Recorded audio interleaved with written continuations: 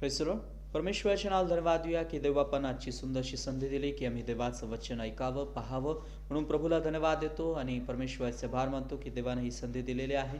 त्याचप्रकारे Jesus India टीव्हीचे आभार मानतो की त्यांनी आजची संधी दिली की आम्ही याद्वारे वचनाची सेवा तुमच्यापर्यंत पोहोचवावी. यावेळेस नेत्रबंद करूया, प्रार्थना करूया. स्वर्गीय देवा, आम्ही तुझ्या नावाला धन्यवाद देतो. राजा, तुला आदर, गौरव, तुला सन्मान देतो. प्रभू देवा, तू महान आहेस, सर्वशक्तिमान प्रभू आहेस, राजांचा राजा आहेस. तेव्हा आज विशेष ज्या वचनाद्वारे तुझ्या लेकरांशी प्रभू तू बोलणार आहे, ते वचन त्यांच्या जीवनाच्या उन्नतीचं असू दे. त्या वचनाद्वारे त्यांच्याशी बोल आणि देवा तुमचा आलाच आणि गौरवचा. तुमची प्रार्थना ऐकल्याबद्दल आभार मानतो. येशूने आज्ञा पिते एक आमेन. Praise the Lord. यावेळेस आपण देवाच्या वचनाकडे जाऊया. योहानाचं 3 पत्र यातला पहिला अध्याय आणि त्यातलं 4 वचन आम्ही यावेळेस वाचणार आहोत. योहानाचे 3 पत्र यातला पहिला अध्याय आणि 4 वचन. माझी मुले सत्यात चालतात हे ऐकून मला आनंद होतो, तितका दुसरा कशानेही होत नाही. पुन्हा एकदा वचन वाचूया की माझी मुले सत्यात चालतात हे ऐकून मला आनंद होतो, तितका दुसऱ्या कशानेही होत नाही. वाचले वचन परमेश्वर आमच्यासाठी आशीर्वादित करो. लक्ष देऊया की देवाला आज या वचनाद्वारे आमच्याशी काय बोलायचं आहे. आम्ही पाहतो की ज्यावेळेस हे वचन आम्ही वाचलं त्यावेळेस कदाचित हे वचन योहानानं त्या दुसऱ्या लोकांसाठी त्यानं लिहिलं असेल, पण आज देव या वचनाद्वारे आमच्याशी बोलत आहे. मग वचनामध्ये परमेश्वर म्हणतो की माझी मुलं ज्यावेळेस सत्यात चालतात त्यावेळेस मला आनंद होतो आणि हा आनंद इतर दुसऱ्या कुठल्याही गोष्टीनं होत नाही. मग आज आम्ही पाहतो की या वचनाद्वारे परमेश्वर त्याचं एक गुपित किंवा त्याची एक योजना किंवा त्याला कुठल्या गोष्टींनी एक संतुष्टपणा येतो हे या वचनाद्वारे तो आमच्याशी बोलतो. आणि म्हणून आम्ही पाहतो की सुरुवातीलाच तो एक बापाचं नातं आमच्याशी जोडत आणि तो म्हणतो की माझी मुलं. वचनामध्ये असं लिहिलं की जे त्याच्यावरती प्रेम करतात, जे त्याच्यावरती प्रीती करतात, जे त्याचे अनुकरण करतात, त्या प्रत्येकाला तो त्याची मुलं होण्याचा अधिकार देतो. आणि जर आम्ही स्वतःला लीन आणि नम्र करतो, जर आम्ही स्वतःला दीन करतो, जर आम्ही त्याच्या आज्ञेमध्ये येतो, जर आम्ही त्याच्या वचनावरती विश्वास ठेवतो, आम्ही त्याच्यावरती विश्वास ठेवतो, जर असं आमचं अनुकरण असेल, त्यावेळेस देवाची मुलं होण्याचा आम्हाला एक अधिकार मिळतो. आणि परमेश्वर या ठिकाणी बाप या नात्याने एक अपेक्षा करतो की त्याच्या लेकराकडून त्याला आनंद मिळावा.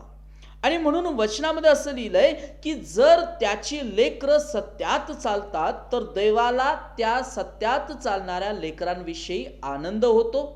देव त्यांच्याविषयी संतुष्ट असतो आणि परमेश्वर म्हणतो की मला इतर गोष्टी कुठल्याही अपेक्षित नाही की ज्या गोष्टींनी मला आनंद होईल. मला एकच गोष्ट अपेक्षित आहे की माझ्या मुलांनी, माझ्या लेकरांनी सत्यात चालावं. आजच्या स्थितीला आम्ही परमेश्वरासोबत आमचं जीवन जगत असताना आमची ही अपेक्षा असावी की मी देवाची अपेक्षा पूर्ण करेल.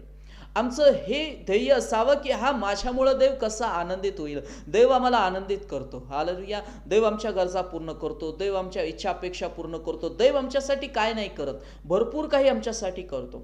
पण त्याहीपेक्षा मी प्रभूसाठी काय करत असेल किंवा माझ्या जीवनातून देव कसा आनंदी होत असेल याच्याकडे आज आमचं लक्ष असावं.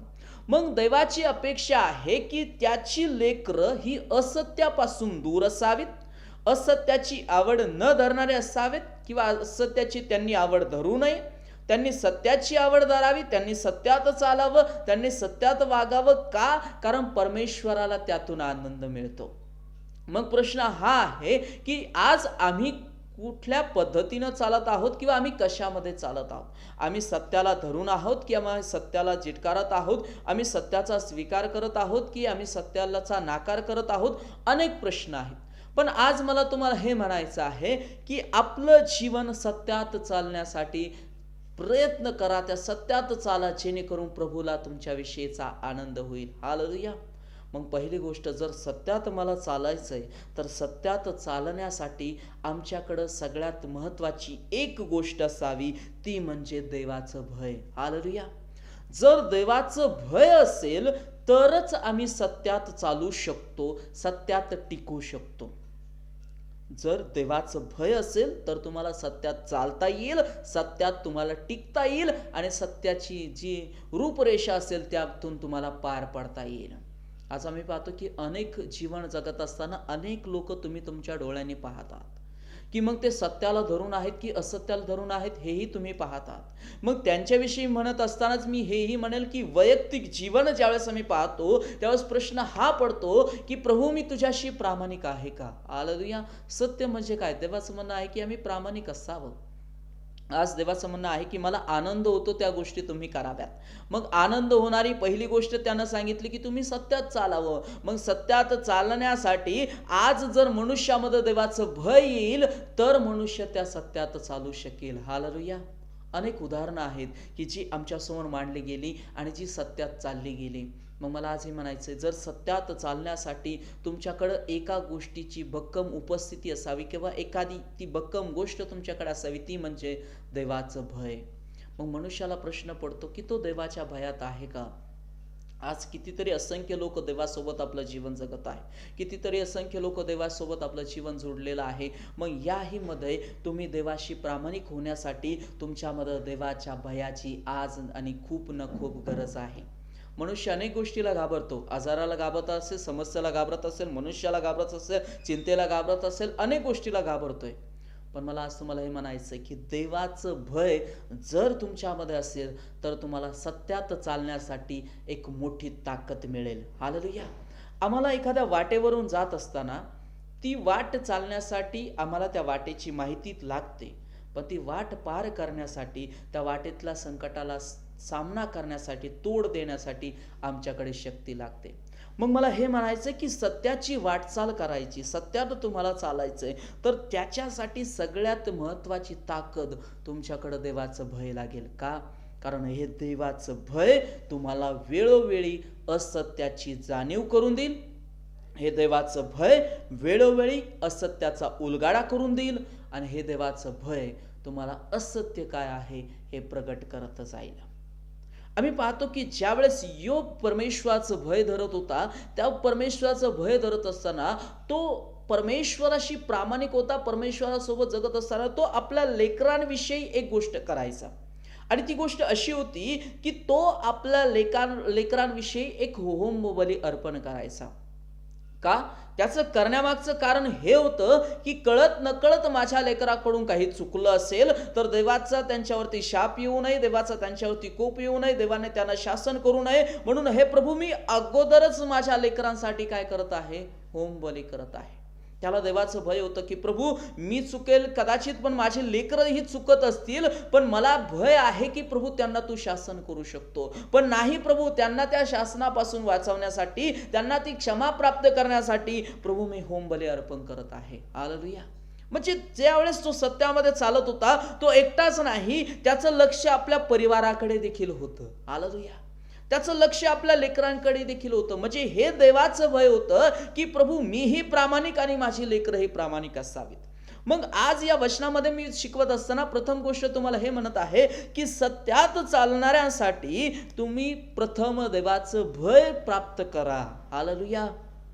जर देवाचं भय तुमच्यामध्ये येईल, जर देवाचं भय तुमच्यामध्ये असेल तर अनेक गोष्टींची साथ आणि सोबत तुमच्या जीवनासाठी आपोआप येईल.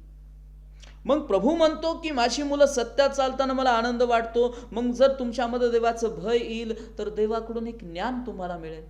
मग जर ते ज्ञान तुम्हाला मिळेल तर ते ज्ञान तुम्हाला या अनेक गोष्टींचा उलगडा करण्यासाठी मदत करेल. ते ज्ञान ज्यावेळेस तुम्हाला मिळेल तर सत्य आणि असत्य या दोन गोष्टी तुमच्या समोर येतील आणि कळतील.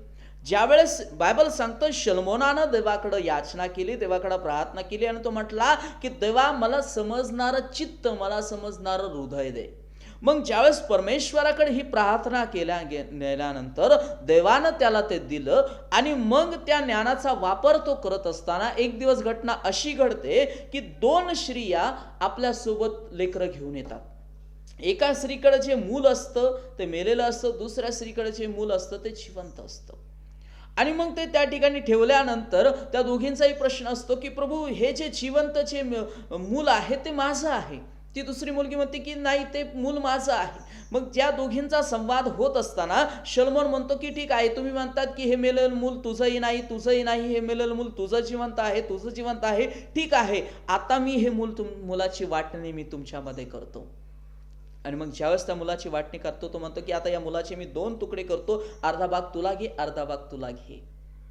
आणि मग ज्यावेळेस हे करण्यासाठी तो तयार होतो त्यावेळेस जिचं मूल असतं ती म्हणते की या मुलाचे तुकडे करू नका, पण जिचं मूल नसतं ती म्हणते या मुलाचे तुकडे करा. मला हे म्हणायचं आहे की ज्यावेळेस प्रभूच्या भयामध्ये याल त्यावेळेस प्रभूचं भय तुम्हाला एक असं ज्ञान देईल की जे ज्ञान अनेक गोष्टींचा उलगडा करण्यासाठी मदत करेल. मग मला सत्यात चालण्यासाठी मला त्या ज्ञानाची गरज लागेल की जे ज्ञान वेळोवेळी माझी पावलं पडत असताना मला सहाय्यक आणि मदत करतील आणि उलगडा करतील की मी सत्यात आहे की असत्यात. मग सत्यात चालण्यासाठी देवाचं भय घ्या, देवाजवळ प्रार्थना करा, देवाशी बोला की माझ्यामध्ये तुझं आणि तुझं भय येऊ दे. हालेलुया. हे खूप कमी झालंय. आज मी तुम्हाला हे शिकवत आहे की प्रथम देवाच्या भयामध्ये या. देवाचं भय तुम्हाला वेळोवेळी अनेक गोष्टींची जाणीव करून देईल. कारण सत्य जर आमच्या सोबत असेल तर ते सत्य आम्हाला बंधनमुक्त करेल आणि त्या सत्यासोबत आम्ही चालत राहू. म्हणून पहिली गोष्ट सांगत आहे, देवाचं वचन सांगतंय की सत्यात चालणाऱ्याविषयी देव आनंद आहेत. मग ही सत्यात चालणारी लोक कशी असतील हाही प्रश्न तुमच्यासाठी असेल, किंवा ही सत्यात चालणाऱ्या लोकांमध्ये असं काय वेगळंपण आहे की जे आम्हाला त्याच्यामधून दिसून येईल की हा ही सत्यात चालणारी लोक आहेत. पहिली गोष्ट, ही सत्यात चालणारी लोक प्रामाणिक असतात. हालेलुया. सत्यात चालणारी लोक प्रामाणिक असतात. मग हे प्रामाणिकपणा काय आहे? हालेलुया. जो प्रामाणिक असतो तो देवासोबत त्याची वेळ कधी चुकवत नाही. जो प्रामाणिक आहे तो देवाच्या भयामध्ये राहत असताना देवाविषयी अनेक गोष्टीमध्ये तो देवासोबत एक बांधलेला असतो, देवासोबत तो बांधलेला असतो आणि तो देवासोबत देवाची वेळ चुकवत नाही. हालेलुया. मग प्रामाणिकतेचं पहिलं उदाहरण हे आमच्यासाठी देवानं आमच्या समोर ठेवलं ते दानिएलाचं. देवाचं वचन सांगतो की जी वेळ त्यानं देवासाठी ठरवली होती ती वेळ त्यानं चुकवली नाही. तो त्या वेळेला त्या समयाला प्रार्थना करण्यासाठी बसत होता आणि प्रार्थना करतच होता. हे त्याचं प्रामाणिकपण होता. तो जगाला घाबरला नाही. त्याच्याविषयी आम्हाला बायबल सांगतं की एक कारस्थान रचलं गेलं की कोणी आराधना करायची नाही, काही करायची नाही, जो करेल त्याला सिंहाच्या गुहेमध्ये टाकलं जाईल, पण तो लपून ना राहिला नाही. त्यानं त्याचं प्रामाणिकपण देवासमोर सिद्ध केलं आणि तो त्याच्या वेळेमध्ये प्रामाणिक राहिला आणि प्रामाणिकपणे देवासोबत जोडला गेला. हालेलुया. हे परमेश्वराच्या सत्यात चालणाऱ्या व्यक्तीचं उदाहरण होतं की जे आम्हाला शद्रक, मेशक आणि अबेदनको विषयी पाहायला मिळालं की जे देवाशी प्रामाणिक होते आणि देवाशी प्रामाणिक असल्यामुळे ज्या अग्नीच्या भट्टीमध्ये जसे टाकले होते तसेच त्यांना पुन्हा बाहेर काढलं गेलं. हालेलुया. अग्नीचा सुगंधही त्यांच्या सोबत नव्हता. म्हणून सत्यात चालणाऱ्या लोकांविषयी पहिली गोष्ट त्यांच्यामध्ये हा गुण असेल की ते प्रामाणिक असतील. आणि आज प्रामाणिक लोकांची देवाला खूप आणि खूप गरज आहे. ही जी जगामध्ये जी देवाविषयीची जी फसवणूक चाललेली आहे ही फसवणूक थांबली जावी. देव यानं आनंदित होत नाही. देव यानं खिन्न होत असेल. देवाला कदाचित या गोष्टीचा राग, तिटकारा, दुःख जे काही असेल ते होत असेल, पण त्यामधून देवाला आनंद होण्यासारख्या गोष्टी असाव्या. मग मी प्रामाणिक असावं. मी प्रामाणिक माझ्या वेळेबाबतीत, मी प्रामाणिक माझ्या देण्याबाबतीत, मी प्रामाणिक माझ्या आचरणाबाबतीत, मी प्रामाणिक माझ्या वागणुकीबाबतीत जर असाल तर तुम्ही निश्चित सत्यात चालत आहात. हालेलुया. दुसरी गोष्ट, जी सत्यात चालणारी लोक असतील ती सदैव देवाच्या भयातील असतील. हालेलुया. सदैव देवाचं भय म्हणजे प्रत्येक समयाबाबत देवाचं भय असेल, प्रत्येक निर्णयाबाबत देवाचं भय असेल, प्रत्येक योजनेबाबत देवाचं भय असेल, प्रत्येक कार्याबाबत देवाचं भय असेल. हालेलुया. ही सत्यात चालणारी व्यक्ती देवाच्या भयातील असेल. त्याच्यानंतर तिसरी गोष्ट, ही सत्यात चालणारी व्यक्ती देवाचा शब्द पूर्ण करणारी असेल. हालेलुया. देवाचा शब्द, मी सत्यात चालत आहे आणि मग मी देवाचा शब्द पूर्ण करणारी व्यक्ती असावी.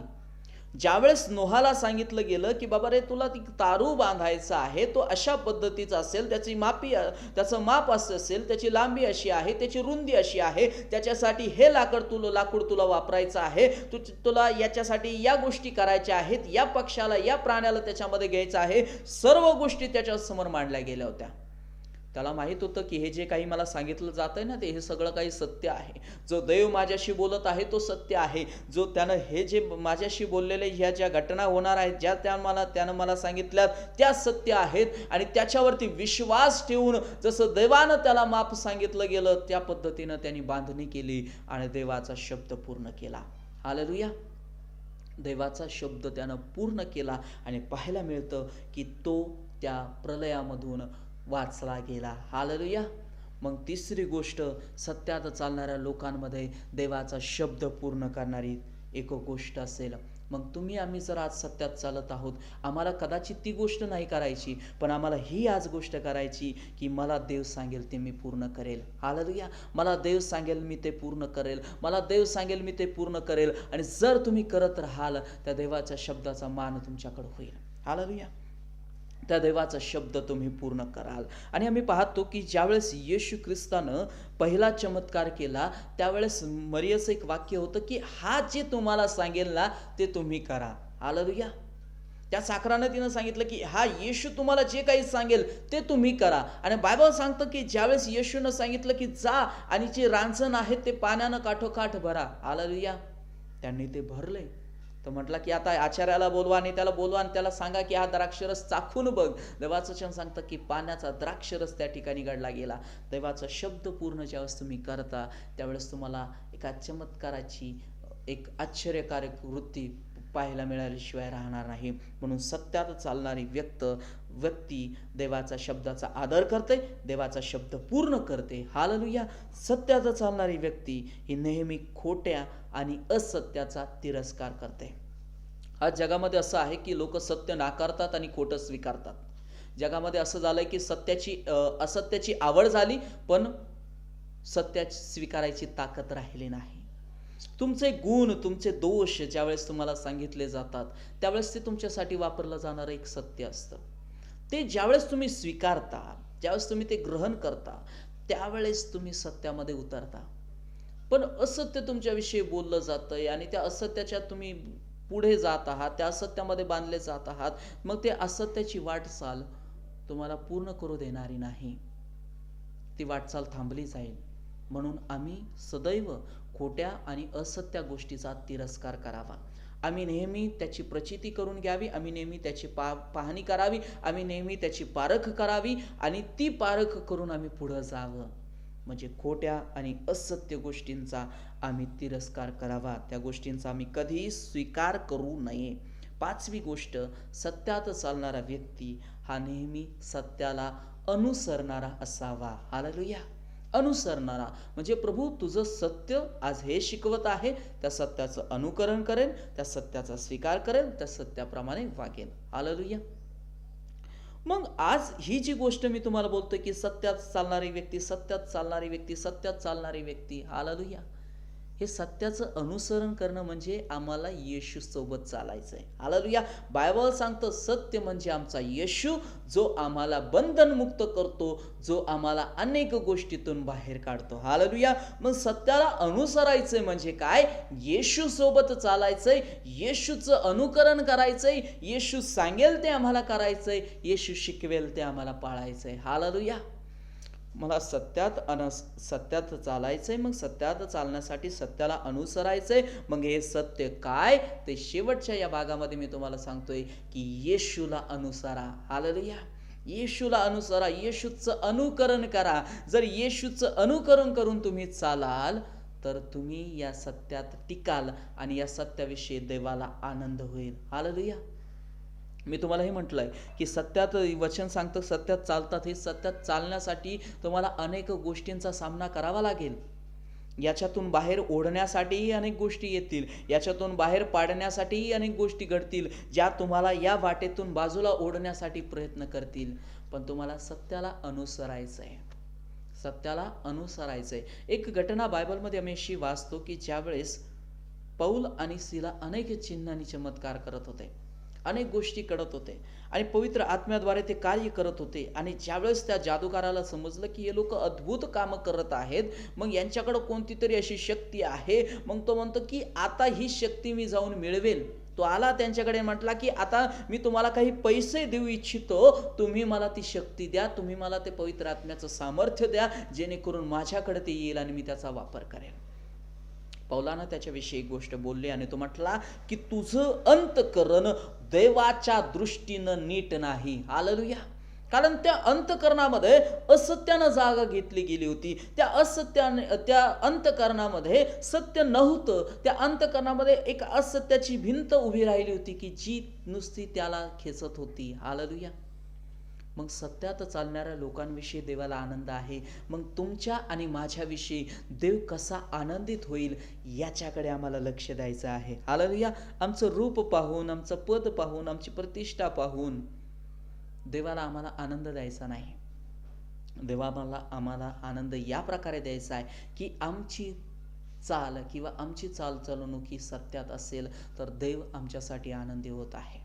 देवाला आमच्याविषयी आनंद होत आहे. आणि म्हणून 5वी गोष्ट मी तुम्हाला सांगितली की आम्ही सत्याला अनुसरणारे असावे, म्हणजे येशूला अनुसरणारे असावे. 6वी गोष्ट मी सांगतोय की आमच्यामध्ये एक पूर्णता असावी. हालेलुया. ज्यावेळेस येशू ख्रिस्त या जगामध्ये आला त्याच्यावरती कामगिरी सोपवली गेली आणि कामगिरी सोपवल्या गेल्यानंतर त्याचे हाल होत होते, त्याला फटके मारले जात होते, त्याला त्रास होत होता, त्याला वधस्तंभावरती खिळलं जात असताना अनेक गोष्टी त्याचा सामना त्याला करावा लागत होता. हातामध्ये पायामध्ये खिळे ठोकले, बायबल सांगतो अनेक वेदना त्या ठिकाणी त्याला होत होत्या. पण तो त्या समयाला एकच गोष्ट बोलला की हा प्रभू तू सोपवलेली कामगिरी आज पूर्ण करत आहे. आज तुझं नियमशास्त्र पूर्ण होत आहे. म्हणजे जे सत्याची सुरुवात त्यानं केली ते सत्याची पूर्णता येशूनं या जगामध्ये येऊन केली. मला हे म्हणायचं आहे, सत्याची सुरुवात केल्यानंतर ती पूर्णता करा. जर तो सत्य तुम्हाला समजलंय तर ते सत्य पूर्ण होऊ द्या. त्या सत्याचा वापर करा, त्या सत्यासोबत जुडा, त्या सत्याची पेरणी करा, त्या सत्याचं सोबत आपलं आचरण करा, जेणेकरून तुम्हाला तुमचं ते प्रतिफळ पाहायला मिळेल. देवाला आनंद होत आहे तुमच्या जीवनाविषयी. देव संतुष्ट होत आहे तुमच्या जीवनाविषयी. देवाला आनंद होत आहे तुमच्या जीवनातल्या त्या वागणुकीविषयी. पण जर आम्ही असत्यामध्ये होत आहोत, असत्यामध्ये चालत आहोत, असत्यामध्ये वागत आहोत, असत्य वारंवार आमच्या जीवनामध्ये येत आहे, तर मला नाही वाटत तिथं आनंद होत असेल. तिथं कदाचित खेदही केला जात असेल, कदाचित तिथं दुःखही होत असेल, कदाचित तिथं निराशाही होत असेल. आम्ही ज्यावेळेस एक रोप लावतो आणि ते रोप लावल्यानंतर आम्ही त्याची वाढ करतो, त्याला पाणी घालतो, त्याला खत घालतो आणि मग त्याला चांगलं फळ किंवा फूल आल्यानंतर एखादा व्यक्ती येऊन ज्यावेळेस त्याला तोडतो त्यावेळेस आम्हाला आनंद होत नाही, त्यावेळेस आम्हाला दुःख होतं, त्यावेळेस आम्हाला वेदना होते. तसंच परमेश्वरानं तुम्हाला आम्हाला निर्माण केलं, स्वतःनं त्यानं तुम्हाला आम्हाला रचलं आणि ज्यावेळेस एखाद्या या गोष्टी होत असतील तर मला नाही वाटत त्याला आनंद होत असेल, त्यालाही ते दुःख आणि ती वेदना होत आहे. पण आज तो या वचनामध्ये म्हणतोय की मला दुसरा कशानेही आनंद होत नाही. तुम्ही काहीही करा, कितीही करा, पण सत्यात नसाल, सत्यात चालत नसाल तर देवाला आनंद होणार नाही. पण तुम्ही सत्यात चालताय, त्या सत्यात चालण्यानं देवाला अनेक गोष्टी तुमच्याविषयी प्रगट होत आहेत, त्याविषयी देव आनंदी होत आहे, त्याविषयी देव आनंदी होत आहे. एक बायबलमधून एक उदाहरण मला तुमच्यासमोर मांडायचं आहे की जे उदाहरण ज्या पत्रातून आम्ही वाचत आहोत. हालेलुया. ज्याच्यामधून आम्ही पाहत आहोत की तिथं असं लिहिलंय की दुसऱ्या कशानंही होत नाही. एक मनुष्य ज्यावेळेस येशू ख्रिस्तासोबत वधस्तंभावरती होता आणि वधस्तंभावरती असताना पहिला व्यक्ती म्हणाला की तू सूट आणि आम्हालाही सोडव. पण दुसरा व्यक्ती एक वाक्य बोलला आणि तो म्हणाला की आपण चुकलेलो आहोत, आपण पाप केलंय, आपण शिक्षा भोगत आहोत, ती योग्य आहे, आपल्याला आपलं फळ भोगत आहे. पण हा जो व्यक्ती आहे, हा जो मनुष्य आहे, यानं काही केलं नाही पण तरीही याला शिक्षा होत आहे. तो म्हटला की हे प्रभू, ज्यावेळेस तुम्ही राज्याधिकाऱ्याने याल त्यावेळेस माझी आठवण करा. येशू ख्रिस्त त्याला म्हटला की तू आज माझ्याबरोबर सुखलोकात असशील. त्या ठिकाणी त्यानं त्या सत्याचा स्वीकार केला. तो म्हटला की प्रभू, आम्ही चुकलेलो आहोत, आम्हाला मान्य आहे की आम्ही पाप केलंय, पण प्रभू तू खरा आहेस. हालेलुया. त्यानं ती गोष्ट लपवली नाही की प्रभू मी ही गोष्ट केली नाही, प्रभू माझ्याकडून हे घडलं नाही, प्रभू हे मी केलं नाही. तो त्या ठिकाणी त्यानं ते झाकून लपून ठेवलं नाही, ते देवासमोर प्रगट केलं. परमेश्वराला त्याच्या त्या सत्य गोष्टीचा आनंद झाला. बायबल सांगतं त्याच्या ते मुखातली ती कबुली, त्याची ती सत्यवाणी येशू ख्रिस्ताला भावली आणि येशू ख्रिस्तानं त्याला सुखलोकामध्ये संधी दिली. आमचं मुख नेहमी सत्य वदणारं असावं, ते असत्य वदणारं नसावं. पुष्कळ वेळा हे सत्य आणि असत्यामध्ये एक सोप्या भाषेमध्ये एक खरंपण आणि एक खोटंपण. आमच्या मुखातून नेहमी खरं निघावं, खोटं निघू नये. का? कारण देवाला त्याचा तिरस्कार आहे. माझं मुख सत्य वदणारं असावं, असत्याची वाणी माझ्या मुखातून नसावी. माझ्या मुखातून सत्याची वाणी असावी. जर सत्याची वाणी माझ्या मुखातून निघत असेल तर देव त्यानं संतुष्ट होत आहे. पण असत्यवाणी निघत आहे. मग या असत्यवाणीमध्ये मग कदाचित एखादी चुगली येत असेल, कदाचित याच्यामध्ये लबाडी येत असेल, कदाचित त्याच्यामध्ये खोटी साक्ष येत असेल, अनेक गोष्टी घडत असतील. देव संतुष्ट नाही. देव म्हणतो की एका मुखातून स्तुती आणि एका मुखातून शाप या गोष्टी नकोत. परमेश्वर म्हणतो की एका झऱ्यातून गोड पाणी आणि कडू पाणी निघत नाही. मग आज आमचं मुख सत्यामध्ये चालणारं असावं, सत्यामध्ये वदणारं असावं, सत्याची आवड धरणारी असावी. आणि जर या गोष्टी पुढे पुढे पुढे जातील तर तुमची वाटचाल पुढे होईल आणि तुम्हाला तुमचं पारितोषिक मिळेल. देव म्हणतो सत्यात चालणाऱ्या लोकांविषयी मला आनंद वाटतो, पण देव आनंद मानत असताना तुमचं प्रतिफळ देण्यासाठी तुमच्याविषयी तयारी करत असतो. म्हणून मला आज तुम्हाला हे शिकवायचं आहे. तुम्ही देवाची मुलं आहात, तुम्ही देवाची लेकरं आहात, तुम्ही देवावरती प्रेम करणारे लोक आहात. देव तुमच्यावरती प्रेम करत आहे, देवासोबत तुम्ही जुडलेला आहात, तुमचं नातं घट्ट होत चाललेलं आहे. पण देवाला अपेक्षित असणारं जीवन जगायला सुरुवात करा. देवाला अपेक्षित असणारी वाटचाल होऊ द्या. आणि देवाला अपेक्षित असणारी वाटचाल ही आहे की त्याची लेकरं सत्यात चालतात. देवाचं वचन सांगतं की पुन्हा एकदा वचन वाचूया आणि तिथं लिहिलंय की माझी मुलं सत्यात चालतात, हे ऐकून मला आनंद होतो, तितका दुसऱ्या कशानेही होत नाही. आणि देवाला आनंद व्हावा यासाठी तुम्हाला सत्यात चालायचंय. देवाला आनंद व्हावा यासाठी तुम्हाला सत्यात टिकायचंय. हे सत्यात टिकणं खूप गरजेचं आहे. कारण वेळोवेळी तुम्हाला असत्य ओढायला येईल, वेळोवेळी हे असत्य ओढण्यासाठी येईल. पण आम्ही आमची वाट सोडू नये. आम्ही देवासोबत प्रामाणिक राहू. आम्ही देवाची फसवणूक करू नये. एक उदाहरण मी तुम्हाला मागेही सांगितलं होतं आणि आज पुन्हा ते उदाहरण सांगावंसे वाटतंय. त्या उदाहरणामध्ये असं होतं की दोन व्यक्ती आपला क्रॉस घेऊन चाललेले असतात. आणि मग दोन व्यक्ती क्रॉस घेऊन चाललेले असताना एका व्यक्तीला तो क्रॉस तो थोडासा जड होतो. आणि मग तो काय करतो की तो क्रॉस थोडासा कट करतो आणि मग पुढं चालतो. त्याला आणखीन थोडासा जड होतो, तो परत कट करतो. आणखीन पुढे जातो, त्याला आणखीन थोडासा जड होतो, तो कट करतो. आणि ज्यावेळेस पुढं गेल्यानंतर एक मोठी दरी येते आणि त्या दरी करून पुढे पार करायचं आहे. मग त्याच्यासाठी जो दुसरा व्यक्ती असतो ज्याच्याकडे तो क्रॉस असतो तो क्रॉस त्याच्यावरती ठेवतो आणि ती दरी पार करून जातो. पण जो दुसरा व्यक्ती असतो ज्यानं कट कट कट कट करत आलेला आहे त्याला ती दरी पार करता येत नाही. मला हे म्हणायचंय, सध्याच्या स्थितीला तुम्ही असत्याची आवड धराल, सध्याच्या स्थितीला तुम्ही असत्याला जवळ कराल, सध्याच्या स्थितीला तुम्ही असत्याचा स्वीकार कराल. पण हे असत्य तुम्हाला प्रभूपर्यंत पोहोचू देणार नाही. हे असत्य तुम्हाला प्रभूपर्यंत घेऊन जाणार नाही. जर सत्य तुम्हाला प्रभूपर्यंत घेऊन जाणार आहे तर ते सत्य घ्या आणि त्या सत्यासोबत चाला. त्या सत्यामध्ये टिका, त्या सत्यामध्ये वागा, जेणेकरून प्रभू तुम्हाला तुमचं प्रतिफळ दिल्याशिवाय राहणार नाही. आणि म्हणून देवाचं वचन सांगतं की सत्य तुम्हाला समजेल आणि सत्य तुम्हाला बंधनमुक्त करेल. तर हे आज सत्य तुमच्या जवळ आहे, ते म्हणजे येशू. येशूला अनुसरणारं चाला, येशूला धरून चाला, येशूला सोबत घेऊन चाला. जर चालाल तर देव तुम्हाला तुमचं प्रतिफळ दिल्याशिवाय राहणार नाही. म्हणून आज या वचनाद्वारे जेही मी तुम्हाला शिकवण दिलेली आहे, विश्वास ठेवा की प्रभू आज या वचनाद्वारे तुमच्याशी बोलत आहे आणि त्याची अपेक्षा आणि त्याची इच्छा पूर्ण करण्याची जबाबदारी त्यानं तुमच्यावर माझ्यावर दिलेली आहे. ती जबाबदारी आज आम्हाला प्रामाणिकपणे पूर्ण करायची आहे.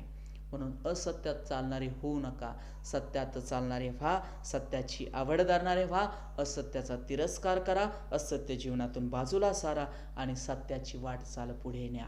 जर तुम्ही चालाल तर देव तुम्हाला तुमचं प्रतिफळ दिल्या वाचून राहणार नाही. म्हणून या वचनाद्वारे देव तुम्हाला आणि आम्हाला आशीर्वादित करो. प्रार्थना करूया, नेत्र बंद करूया, देवाशी बोलूया. स्वर्गीय देवा, आम्ही तुझ्या नावाला धन्यवाद देतो. राजा, तुला आदर, तुला गौरव, तुला सन्मान देतो प्रभू. तेव्हा आज तुझी प्रिय लेकरं प्रभू या वचनाद्वारे जे त्यांनी ऐकलंय राजा, त्यांनी आपल्या जीवनातलं ते असत्य नाकारावं, त्या असत्याचा स्वीकार करू नये. देवा, सत्याचा स्वीकार करून सत्यात चालावं यासाठी देवा त्यांना साह्य आणि मदत कर. प्रभू आज त्यांच्या जीवनाचे सर्व मार्ग प्रभू आम्ही तुझ्या हातामध्ये सोपवत आहोत. कदाचित प्रभू ते योग्य मार्गात नसतील, त्यांना योग्य मार्गात आण राजा. देवा कदाचित त्या असत्यामध्ये चालत असतील, पण त्यांना जाणीव होऊ दे की ते चुकीच्या मार्गामध्ये आहे. त्यांना योग्य मार्गामध्ये प्रभू घेऊ नये. आज जितकेही तुझे वचन ऐकत आहेत, पाहत आहेत, तेव्हा त्यांच्या जीवनामध्ये अद्भुत कार्य कर आणि तेव्हा तू उंचाला जाणे गौरव जा. आजच्या वचनाद्वारे तुझ्या लेकरांना तू ब्लेस कर, आशीर्वादित कर प्रभू आणि तेव्हा तू उंचाला जा. येशूच्या नावात पित्या तो ऐक. Amen amen. Praise the Lord.